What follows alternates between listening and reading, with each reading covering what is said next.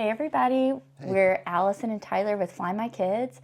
We just got back last week from a trip to Mexico City and we're so excited to share with you today our itinerary, what went well and what didn't. So let's just start high level, Tyler, and let's talk for a few minutes about why and how we even chose Mexico City as a destination for our family to go. For a little bit of context on our family, it's us two. We have an almost 4-year-old son and an 8-month-old son. So that's who went on this trip. This is our second trip abroad with both Yes. kids. We just did Costa Rica a couple months ago. So this is our kind of next adventure journey. We wanted to go to a city this time. We wanted somewhere that was a nonstop flight. So Atlanta to Mexico City, that's 4 hours nonstop on Delta. So that was a great plus. We wanted to go somewhere that was relatively inexpensive.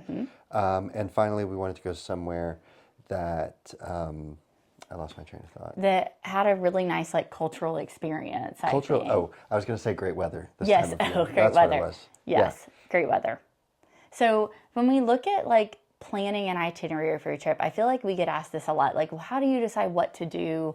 What's kid friendly? What's not? And honestly, for the past few years, we've been traveling as a family. I've really just used Google. I mean, Googling activities in such and such city or here or there. But this was the first trip where I actually used kind of a new trick, just use ChatGPT. So what that means is for those of you that use ChatGPT, you know that you can feed it some more personalized information and it will spit out ideas that are more tailored to your family. So I would type in, family of 4 going to Mexico City in January, ages of kids, 4 years old, 8 months old, what are some activities that are appropriate for us? And it would say, day 1, do this, day 2, day 3. And it was super helpful. And you can continue to kind of feed it more and more information, where you're staying and things like that to make it even more tailored. But I found that to cut down my trip planning time honestly in half or more. So just little tip there, ChatGPT, use it. It'll at least help you have not just a blank slate. Foundation to build your trip A off great of. foundation. So exactly. Well, with that tip, let's talk a little bit about what our itinerary was and what it looked like for our family to kind of move through and experience Mexico City. So day 1, obviously a big travel day. So Tyler, you're kind of the orchestrator of our travel day. So will you share a little bit? Yeah, well, it starts the night before, me finally packing at midnight, I guess. But I think our flight was at 12:30. Based on where we live, we're going to leave the house around 7. So that's drive to the airport. We do offsite parking at the Atlanta airport, if you're familiar with that. And then we've got dropping bags, checking bags, going through TSA. And we had Centurion Lounge access at the Atlanta airport. So that's a nice buffer time to get some food in Yes. us and not feel rushed or not feeling like if we got to the airport super early, we have nothing to do. So some lounge time. And then it was about a 4-hour flight from Atlanta to Mexico. We left on time, which was awesome. And then once we landed, you had arranged a hotel transfer. Somebody was waiting for us. Yes. Yes. Actually, before that, I'll say Ciudad de Mexico does an excellent job with customs for families. From us getting off the plane to walking out the doors at the airport was maybe 15 15 to minutes. 20 minutes. And that includes bathroom break for the 4-year-old and a diaper change for our 8-month-old. It was one of the quickest. They treat families really well. Just one quick note on the flight too. So as you said, the flight is about 4 hours, which was it was really smooth with both kids. Just a note, when you're looking at a flight that I would say is between 4 to 6 hours, it can be that a long time as in it's over a meal time. You might want to check just to see if a meal service will or will not be provided on your flight, because on our flight there was not a meal service and it was over lunch. So as Tyler said, we visited a lounge before and tried to kind of eat a late brunch almost for the kids. So we were okay. But of course I had tons of snacks in my bag because it's one thing for an adult to be hangry. It's another for a 4-year-old to be hangry on a flight. So just something to think about when booking flight times. So as Tyler said, we got to Mexico. We arranged an airport transportation through our hotel. So tip, reach out to your hotel concierge if you're staying at a hotel. Most of the time they offer that. I mean, obviously it's you pay for it, but I found it to be pretty reasonable. And with like traveling as a family, it's really nice after coming off of a flight just to like be told where to go and picked up. It like eliminates a lot of stress where it can already be a little bit stressful for your kids, like arriving in a new country. So, yeah, we got to the hotel. Honestly, the rest of that day was kind of just spent settling in. We went out for a quick bite at a really great spot called Taco Naco right near our hotel. We stayed at the Andaz Condesa, which is a Hyatt branch. And I'd love for you to talk a little bit about our experience quickly with Andaz. Yeah, I'll say, first of all, great job selecting the neighborhood the hotel was in. Beautiful area. It's in Condesa. Condesa. The hotel was fantastic. Staff was wonderful. They had a crib ready for us, which we'd asked for ahead of time. But they had a crib ready for us in the hotel room. Check-in was super easy. One thing I will say, just an observation while we were there, and this is more critique of us, is that the Andaz brand under the Hyatt family is more geared towards like cool, like hip hipsters without kids, I guess. So like I felt like a little out of place, like with our like 3.5-year-old like stroller running toys around. and Nobody was rude. No, it wasn't that at all. It was just like the vibe. Like I feel like I'm messing up their vibe a little bit by being there. And again, that's us choosing that brand. They didn't, they don't hold themselves out as like being, like ideal for families. They have other brands for that, but. That was just one observation I had. We still had a great experience, but we were not the cool, like, no kids hipsters like everyone else there. Yeah, we weren't. We were kind of, but again, the staff was wonderful. They were really kind. They did have a crib. And moving into day 2, I'll just say, because I feel like sometimes I'm watching these types of videos and I'm like, but how were your kids? How was the sleep? I'll put it out there. We shared one hotel room. It was interesting. We had our 4-year-old on, we can put a picture up, but it's called a Hiccapop. It's like an inflatable bed that he slept on, an air mattress. And we had the crib provided by the hotel for our son. And, they both wanted to be in bed with us. Our baby didn't really sleep great like those first 2 nights. So I just want to say that like on day 2, I woke up like really needing some coffee, but thank goodness. And I don't know if I have a picture of the hotel room, but it's also like a cool hotel room really where like small. The bathroom and bedroom are like kind of like all in space. one, like one big studio. It's a beautiful room, but like between our suitcases, the kids' beds, I mean, we were kind of on top of each other. So I just want to always be truthful about like, what is that sleep experience? This trip wasn't meant to be for me to sleep a ton, and I didn't sleep a ton. But that next morning we woke up, and one of the things that we really try to look for when we stay somewhere, like when we stay in a hotel, is where somewhere that we can get breakfast on site, whether or not you pay for it or you have status at your hotel chain, can get breakfast. To me, this is like make or break for our trips, because one thing I found is that in other countries, a lot of times, this happened to us several times, breakfast places aren't even opening until 9, 10 o'clock. I mean, you've been up 3 to 4 hours with kids, right? So you want to be able to wake up at 6:30, 7 a.m. and kind of just like mosey downstairs in your sweats and be able to eat breakfast. So we ate breakfast at the hotel. It was amazing options. I mean, very Western options, which was nice with kids to just have like a good meal to start their day. And the coffee was also excellent. So that was great. Anything else you'd add on breakfast stuff? The breakfast thing too, it's not just the timing. It's like you're going to eat out 2 other meals during the day. It's just like having to go either sit down at a restaurant to go eat breakfast, like go find a restaurant, look at a menu, like all the hassle of that, especially when like you've got that great window with kids between like waking up and like noontime where like they're in their best mood. You don't want to spend half of that like dealing with finding a restaurant and eating breakfast and going through all that rigmarole. Exactly. You just want it over with so you can actually then start your day and enjoy the city or the place that you're in. Exactly. So that is something that like we definitely look for in a place, and it makes a big difference. Now, second thing we look for, you talked about the location of this hotel. So it was in a neighborhood called Condesa, and in looking at, we typically stay at Hyatts, and comparing the Hyatts in Mexico City, the reason I landed on the Andaz Condesa is because it was within about a 7 to 8 minute walk of Parque, Mexico, or Mexico Park in Mexico City.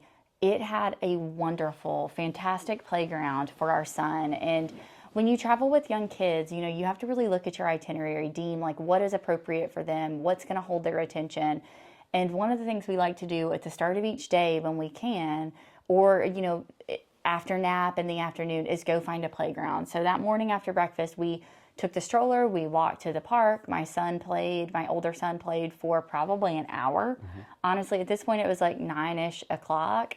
And then from there, we took a quick Uber ride over to the Historic Center to Zocalo Square, which was incredible. And around there, again, we're not really in the phase of traveling where we're able to go in and read every sign at a museum. But what was great about the Historic Center, you could see a lot without having to go inside of places. So, there's Templo Mayor, which is like some Aztec ruins in the area that you could see for free. And honestly, our son thought they were really cool because they had some like statues of snakes and frog. Yes, and we talked about what it was within reason for a 4-year-old, but it was really a great experience. And there's a lot of cultural stuff going on in the square, lots of great people watching. And then we also went inside a cathedral as well, which, I'm sure many of you have been to a cathedral. It's more of like you kind of circle the inside and come back out, but it was beautiful and, again, free just to go in and out and see something nice. It was gorgeous. Wyatt was kind of scared. Yeah. Being inside. It was like kind of dark Yes. and like, like little like hymns being sung. Yes. He didn't like the vibe, but it was beautiful. He didn't. Yeah. One thing I would note, because I realized I zipped past on the Uber. So a couple of things. We did not use public transportation in Mexico City. I done a lot of reading about how it was really challenging with strollers. I don't think that there's a ton of accessibility. Again, we didn't try it, but that was just from what I'd heard. We did take Ubers. We had a great experience with Uber. They were always really quick. They were really inexpensive. Like a 30-minute Uber ride might be $5 to $6 US. $5, and like suggested tip would be like 20 pesos, which is $1. Yeah, it was really reasonable. I'll also note, could be controversial, we did not bring car seats on this trip. Whenever we go on a trip, we always kind of do like pros and cons of bringing car seats. We look up what the country's requirements are. Yes. They're not required in Mexico, so we knew that we wouldn't be Ubering for like super long periods of time, and that they weren't required, so we chose to not bring that extra baggage on this trip. So we just Ubered like buckling and holding our other son. Another thing, after we visited the Historic Center, which was amazing, highly recommend, we went to one of the best lunches at Cafe de Tacuba, and it was incredible. Not only was like the food really yummy, but they had beautiful singing entertainment.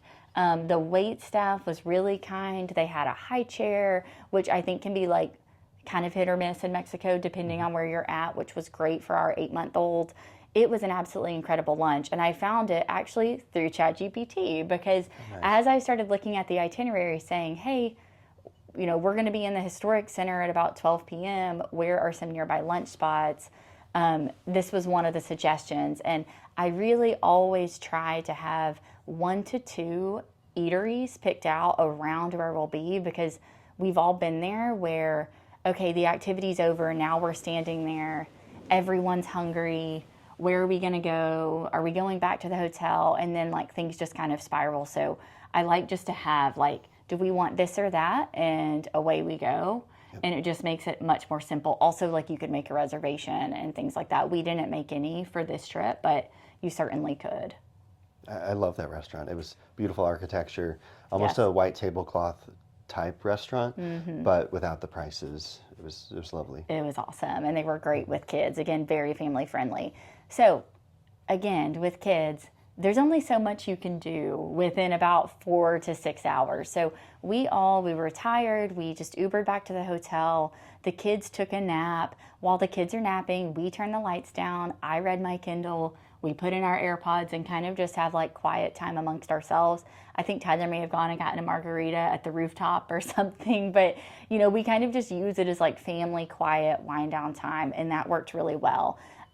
We were also pretty zapped even after the nap, I would say. So that evening, we just walked to a nearby neighborhood called Roma Norte that's also beautiful. It felt pretty similar to Condesa, I would say, but we just walked around and stumbled upon a great spot for dinner. Saw a couple friends, but really that were also in Mexico City at the time, but really just more so walked around. We ended the night back at Mexico Park near our hotel, and played for a little while before going to bed at like probably 8 o'clock for the kids. Anything else on day one? The weather was Or day the two, weather I was guess. beautiful. The weather was amazing. Yes. So day one, we kind of used, day one was travel day. Day two, we used it to sort of just walk and explore. And day three, we actually had a tour guide because we went to an area, a part of Mexico City, about 40 or so minutes south of like the city center where we were at, called Xochimilco, where they have these incredible boats. Would you talk about that for a little? Because I feel like this was really your highlight, honestly. It was so cool. It was so Yes. cool. Mexico City is built on an old lake bed, and this part of town, it was about 30 or 40 minute Yeah. drive. Our guide drove us, but it's like a series of canals, like almost. I've been to Venice, so I'm going to say it's kind of like Venice in the sense that there are these boats. They're all the same. Similar to gondolas, there's no motors. Like there's guys like with sticks kind of pushing you along through these canals, and it was such a cool cultural experience. You get on the boat. In our case, our guide had kind of like hired a boat for us. Yes. We didn't have to deal with that, which was lovely. But you get on the boat, typically from like either a 2 hour or 4 hour tour, and We did 2 hour. I think 4 would have been extreme with our it children. would have been extreme, but I think, for our kids. for but a kid, but for adults, for sure. a group go of for adults, the 4 I hour. would definitely Yeah. do the 4 hour. It was that fun. But you kind of just like are pushed through these canals, and there's tons of other boats doing the exact same thing. Plenty of, I'd say it was like 50-50 between locals and tourists doing this activity. But there's music, other boats selling food will pull up next to you, and you can buy street corn, you can buy a full-on lunch. Yep. You can have a mariachi band join your boat. Enchiladas, margaritas. Yeah, pay for them by the song. Yes, and all very reasonable food-wise. This lady put like a bucket of beers on our boat, and then like she'd just charge you like when you came back, like based on how many you how drank. many you had. And bottled waters and juices for the kids. Yep. It was super kid friendly. We had a great guide. His name was Jose. We found him through ChatGPT. You can see, we saw him on ChatGPT. Then I like kind of verified him on TripAdvisor and Instagram. And I would say, like with kids, I would highly recommend a guide for this experience. I think to me, like where you embark on the boats, like there's several points that you could go, and some are at certain times of day and they cost different. Like it just felt really confusing and overwhelming to me. And I loved that he drove us there. He handled it. He told us what we needed to do, what to, when we needed the stroller, when we didn't, things like that. I found it very, very helpful. And our almost 4-year-old was like truly entertained the whole time. I mean, he had a blast. He had a like lizard toy with him. He played with that the whole time. There was a rope on the boat he could tug. Yeah. As far as like bathroom breaks for kids, not like the cleanest of bathrooms necessarily, but actually decent bathrooms along the way. If you have to go, they have like little like stores along the side of the water, where if you have a guide or your boat driver, they can pull alongside. You can use the bathroom. Things about bathrooms in Mexico City, they typically do cost. So just make sure you have some like spare change. By It's cost, never- we mean like $1, like yeah, it's 20 really pesos or less. I say it's reasonable, which is funny because like you'd never pay to go to the bathroom here, but it's not a lot. And so anyways, so always have some change for that, some like low bills. I want to say something else about the boats. We were talking to some stranger about them, and she said, I don't know, I get seasick. No, It's like glass. It's like glass. Like Yes. it's not. The boats don't have motors. The water's perfectly still. I wouldn't even call it a boat. You're just kind of on like a flat barge Yeah. kind of thing. Yeah, and the kids obviously do not wear life jackets. No one's wearing life jackets, No. but the water's like probably like 3 feet deep. It's They're really moving along with a stick. shallow when you're holding them, and Yeah. I felt very safe. So if you're worried about seasickness, don't. If you're worried about like kids falling overboard, don't. There's not like there's like crocodiles or something. Like No. it's no, super unless safe. you have like 6 kids to 2 adults, I think you're going to be just fine. And I still think you'd be fine. There's plenty to entertain them. Yeah, it was really fun. Just the people watching the music, like it was awesome. So after the boat tour, we were getting pretty hungry at this point. Our guide drove us further, like back north towards the city to an area called Coyoacán. And I would say like things for us this day kind of started to like not go downhill, but got a little bit more challenging. At this point, it's probably 1:30, so we're like beyond nap time for our older son. We're all pretty hungry. It actually was quite hot at this point. Really warm. And he took us to this market that was really cool, but really tight on space. So like we couldn't take the stroller in for our younger son, and our older son was so tired he wanted to be held. And, you know, he's like 35, 36 pounds. So it's just a lot of carrying in the hot through these like really tight stalls. It was shoulder to shoulder, honestly. Even if you weren't carrying him, like he would have gotten like bumped and like people would have kind of stepped on him. It was really tight from like a crowd perspective and just like how close the stalls were. So our guide was great, but he took us to this place and it was like a high top in the market with like some ceviche and, you know, things like that. And we ate a quick lunch. It was really yummy, but like my older son was kind of like crying on my shoulder just because he was so tired. Trying to eat lunch, both of us holding a kid because they're at like a high top table, on bar stools was like a little bit tough. So I just told our guide like, hey, we got to wrap this up. And that is one of the things I like about the guide is like, you know, we can kind of tell him or her like, okay, we're ready to go, or let's move to the next thing. And they can kind of like help you navigate that quickly and like make sure you get the check more quickly and things like that. But the food was really yummy and it was a good experience overall. Our oldest son actually like took a bite of a scorpion, which was pretty funny. That, you know, they have all these like fun. I ate a grasshopper and he said he didn't want it. And after I did that, he himself said, I want to eat a scorpion. And we were like, right. Okay. And I mean, kind of yucky. I didn't want it, but that's one of the things we love about traveling with our kids is like seeing them have this cultural experience and this thing that like they get to talk about when we get home, because he's nonstop been talking about this scorpion he took like the most minuscule bite out of. He ate like a scorpion foot. Like, but he was really proud of it. So after that, we went on to the Frida Kahlo Museum, which was in that same neighborhood. A note on the museum: you've got to buy tickets quite well ahead in advance. We had a problem where like we almost weren't able to get in, and thankfully we were, but like it's 30-minute time slots and it's very, very strict. You cannot buy tickets there. You have to buy online. I would say like if your trip is booked and you want to do this museum, go ahead and book your tickets. So we'll talk just very briefly about the Frida Kahlo Museum. Again, things didn't really improve after lunch. Like our kids were really, really tired, and honestly, so were we. It's been a long day. It had been a long day. We'd had so much fun. So we went through the museum pretty quickly. It was not stroller friendly, so... Okay, I'm going to define what museum means in this context. Yeah. It's really like Frida Kahlo's like house. Where she lived with her husband. And so don't picture like National Gallery Museum. It's not. It's a house. Mm-hmm. And you wait in line, you go in, and it's more about like their life and like them living there. Mm-hmm. And yes, there are like works of art, but it's more about like furniture and like, you know, it's like her bedroom and some of her dresses. And, you know, the art that they had on the walls, not necessarily like what she's most famous for.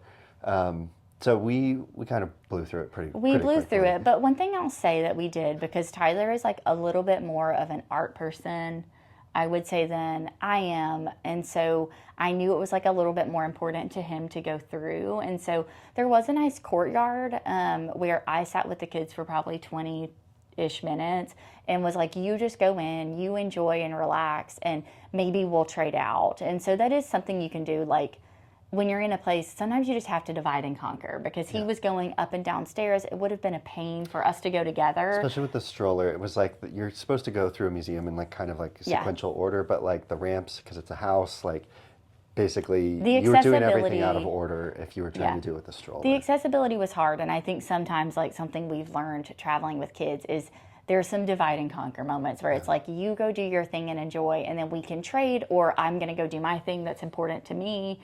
And sometimes you just kind of have to do things segmented a little bit. But I stayed with the babies while he went and toured. After that, we went to the hotel. We were wiped. Again, one of those moments we did not feel like going out and about and trying to find food. We probably got back to our hotel at 4. It was a long day, a really fun day. But for reference, we got picked up at 9. So it was extensive. And so that night we just hung out in the hotel room. We got room service pizza, ate pizza on the bed together, and probably were all like asleep by 9. I mean, it was an early night. For reference, this tour, when we talked about things being inexpensive, for the full day, This doesn't include the Frida Kahlo tickets, which we had to pay a little bit more for, but or lunch at the market. We paid or for that lunch out at of the pocket, market. yeah. But like for the guide, the driving, and the boats, we paid around like 150 US dollars, give or take, plus some tips and things like that. There is like a tipping culture in Mexico City that's definitely expected. And so, yeah, we tipped our boat driver, tipped the guide. We paid for lunch, we paid for our tickets. But I mean, that was really reasonable, I think, for that full day. So woke up again on day 4, and this is one of those days where I just wanted the morning for us to like feel a little bit lazier. Like when I'm traveling with kids, I don't want like several mornings in a row of like an 8 a.m. or 9 a.m. start time with a guide. I've just found that like it's too much for our family, to each his own, but I like to kind of like go back and forth on that. Between like an intense day and like a little bit more of a lazy day, which is still like us waking up at 6:30 a.m. But lazy as in we like mosey down to breakfast again at the hotel.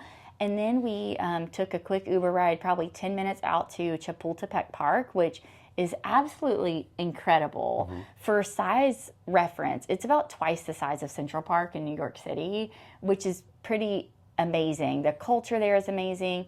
I don't know if it's just because it was a Sunday, but there was like a market there, tons of vendors with different food, snacks, toys. It was so much fun. And they have a zoo there. The zoo is free. And so our son loves animals. And so we always like to put in some activities we know he is going to really enjoy. And we had a blast at the zoo. We did. I mean, I'm not going to sit here and say it's like a state-of-the-art zoo.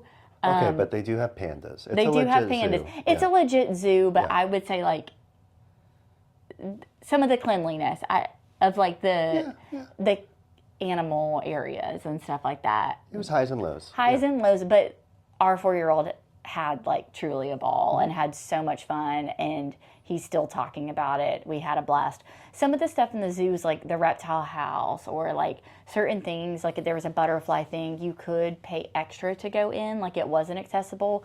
But honestly, like there was more than enough that was free. Yeah, we spent like Almost, way too much time there. Yeah, honestly. I thought we would probably be there 30 or 45 minutes. We actually spent 2 hours. So just FYI, like it was long. And we skipped some stuff. So that was great. And then we walked around and we started noticing, our guide the day before had told us about these like really funny monkeys, these monkey toys. Oh, I should have brought one down. And so he said that they call them like pee-pee monkeys. And they're these monkeys that go on your head with this like water tube connected to it, where you can add water, you squeeze it, and like there's water like a monkey squirts out tail of its kind tail. of sticking up. Our son thought they were the funniest thing, and so we bought him one. We actually brought some back for like friends and family too, because they were $1.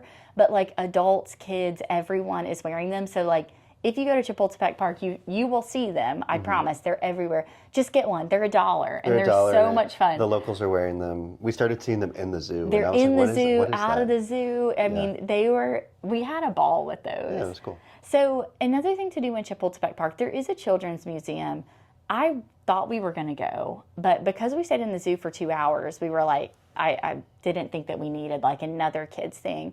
So we started moseying our way to Chapultepec Castle. Now, what I'll say, it's beautiful. It's absolutely beautiful. It is a trek to get up there. You like kind of wander up this big hill. It's a beautiful walk, but like depending on your own accessibility, your kids' ability to like walk long distances, whether or not they're in a stroller, just something to keep in mind. Like it was a pretty long walk, I would say. If you're in like, I wouldn't even say decent shape. If you're used to walking, like you can walk up a hill. Right. And get there just fine. Yes. It costs to, if you're up there, you're going to go inside because there's really not much to see until you go inside the gate. Yeah. And so we went inside. It was, I don't remember exactly how much it cost, but I mean, it was maybe a few dollars a person. I want to say it was $5 a person. Okay. And then both kids are were free. I don't know at what age the threshold is. I told the attendant that our child was 3, and she was like, he's free. So we went in. You cannot take your stroller inside. You cannot take your pee-pee monkey inside. Or any food or drink. Like we had to throw out a water we just bought, unfortunately. But like even just to sit to the side, they don't let any drinks in. So we went in. We did not go in the castle. There were tons of stairs. So if you were going to go in, I think that like the accessibility for children, like maybe if you have a young baby in a carrier, you probably could go do whatever you wanted. But like if you're with toddlers that aren't contained in strollers, I would say like it'd be kind of tough to go inside from where I looked. Well, then I will say, like, it's okay to take a stroller up there, like we Yes. did. They have stroller parking with like tags or whatever, so like kind of like a coat check. So definitely take your stroller up there, but you can't take them through the gates to like where the castle actually is. Yeah. And the way it works is like you can like walk around the gardens around the castle, but if you're gonna like go inside, it's immediately like these like double huge staircases. And for us, it was like 1:30. We'd already done the zoo. We've been walking for hours. We had not eaten. We had not eaten lunch. Like Yeah. we were starting to like do this. So it was like, you know what? Maybe we'll come back someday and like see the inside. But for us today, like we're just gonna enjoy the grounds and the beautiful views of the whole city. The castle, I didn't know what to expect. I didn't look it up before we Yeah. went. To me, it reminded me He of doesn't plan the itinerary, so he never was- knows what it we're was going to really do. it reminded me of the Princess Diaries, like Genovia Oh Castle. yeah, I could That's tell. what It was looked like. beautiful. It Yeah. was really beautiful. I think it was well worth the visit up there. And honestly, our sun was great. Like there was a fountain, there was beautiful grass there. It was fun. It's just that time of day when you have kids. Yeah. If we'd been up there at 9 a.m., we probably would have gone inside. Yeah, we could have stayed there for 2 or 3 hours. That's just right. That's We just used kind of that how up it at goes. the zoo. Yes, exactly. So after that, we Ubered back to the hotel and rested. The kids took a nap. It was not a long nap, unfortunately, because by the time we just got back so much later than we expected. But that night, our same guide came back and picked us up at about 4 o'clock, and we went to Lucha Libre, which is Mexican wrestling. So we went on a Sunday night. The show's at 5 p.m. It's kind of known as like Family Day. Really the only thing that makes it different that it's like called Family Day is the time of day. On Sundays it's at 5. I think on Fridays, I'm not sure if they're on Saturdays, but on Fridays it's at 8 o'clock. So the show is the same regardless of if it's Friday or Sunday. It's just a timing difference that's called at Family Day. But what a like chaotic, funny experience. I mean, again, I'm personally glad that we had a guide with the kids. Just because it made it way easier. Like he purchased our tickets for us. He told us where to sit, helped us kind of order food and get settled and park and things like that. But it was so much fun. I mean, it's about a 2-hour show. And what I will say, like, I feel like it's really important to like always be really truthful and honest about like travel experiences with kids, because sometimes I think, at least for me, like we can have a high expectation of like, oh my goodness, our kid's gonna love this, or this is gonna be the best and the highlight of our trip. And then like they're kids and they're not robots. And so their reaction might not be what you were expecting. That's kind of what happened to us with Lucha Libre. I mean, Tyler especially was like really looking forward to this with our son. And our son is a little bit more on the reserve side. And I wouldn't say he was scared. He wasn't crying or anything like that, but he had never been in a big arena setting like that. It was really loud.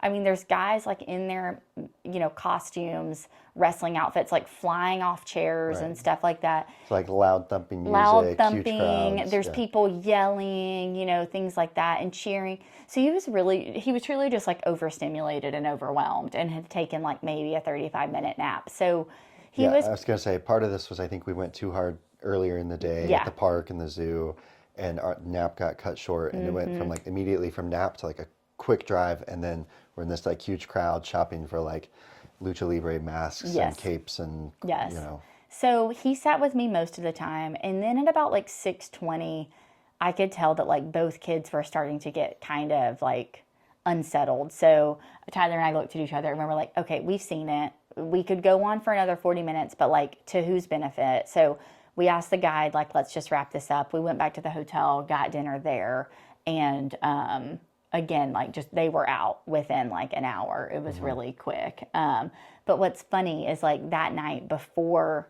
our oldest son went to bed, he was talking about how much he loved wrestling. He wanted Tyler to wrestle with him. That was his favorite part. So you just never know, what these experiences for kids, like they might seem stressed out in the moment. And as a parent, you might be like, I mean, I had a moment where I was like, was this not appropriate? Should I not have brought him here? Was he not ready? And I mean, genuinely, all he wants to do right now is like play wrestling and wear the mask we got him. So I think it's just one of those like lessons of traveling with kids, setting expectation and knowing that like the reaction might not be exactly what you were hoping for in that moment, but it doesn't mean you shouldn't have taken them there or it didn't leave an impression. I just always like to remind myself of that because I think sometimes we tend to hype up something and then maybe can get upset if it's not exactly as pictured. Take some time to sink in. Take some time. That night, we kind of like, honestly, one of the reasons we wanted to just be there is I started trying to clean up our room and pack up our stuff because we were leaving the next day. We had another flight it was about 12 something, again, about 12:30. And we woke up the next morning, thankfully, because our flight wasn't until 12:20 and the airport is only about 25 minutes away with no traffic. There's tons of traffic in Mexico City, but with no traffic, it's like 20 minutes to the airport. We had the airport transportation again through the hotel. And so that morning we still had time to like eat a nice breakfast at the hotel. We packed up our bags. And yeah, I had a really easy time like getting through the airport. Super like user friendly, wonderful experience. They also had a Centurion lounge. So we went. Which was packed by the time we left. There was a line to get in that lounge. But the airport in general, from the moment we got dropped off to like us being at our gate, so to speak, or the Centurion Lounge, again, and also they did have a little, it wasn't the greatest, but they did have a little playground in the airport. They did. Which seems to be very common literally everywhere else except the United States. And you can always look up an airport map or just Google because we always do that whenever we get there, like whether or not we have lounge access in that hotel, we always Google or look up if there's a playground because honestly, probably like 7 times out of 10 there is in other countries and sometimes in the States, but I would say it seems to be much more common in other countries. So that's our itinerary, but that's what we did. I feel like I would do it again, maybe with like some minor tweaks, but honestly, I think all in all, it worked really well. But I want to talk just briefly about like the quick high level lows and highs of the trip of just not even just our trip specifically, but like of what we noticed with traveling with young children, again, a preschool age child and a baby in Mexico City. So a few of the lows for me, I think would be you can't drink the tap water. And this makes it hard when you're trying to bathe a baby who wants to like guzzle down water. I mean, for context, he was sponge bathed like once or twice. I mean, you couldn't really, there was no bath in there anyways, but like I didn't want him to ingest any water. You know, you're brushing teeth with bottled water, which you have to remember each time. To stock up on. Yeah, to stock up on. And with that being said, it's not only the water you have to worry about, it's certain foods that you just want to be careful of too, that like if it may have been washed in the tap water, then that could be problematic. So that makes it like a little bit trickier eating, but none of us got sick. We also, like, they don't really drink the tap water either, so I really never felt like our food was unsafe. But it is something you want to be aware of, especially probably with, like, street food. Another thing, there was somewhat of a language barrier. Like, not tons of English speaking as much as maybe I expected. A lot of menus did have English options, but, like, an Uber driver, you know, maybe, like, when we went to Chapultepec Castle, like, there was, like, no one spoke English that worked there. I speak, like, very minimal broken Spanish, but we also have a Google Translate app, so we got by fine. Navigated just fine. Yeah, we did. I think in general, like, the random person you have to talk to on the street or, like, at a store buying a toothbrush that I forgot, like, they're not going to speak English at all. Yeah, they're not. And one other thing I would say, the air quality.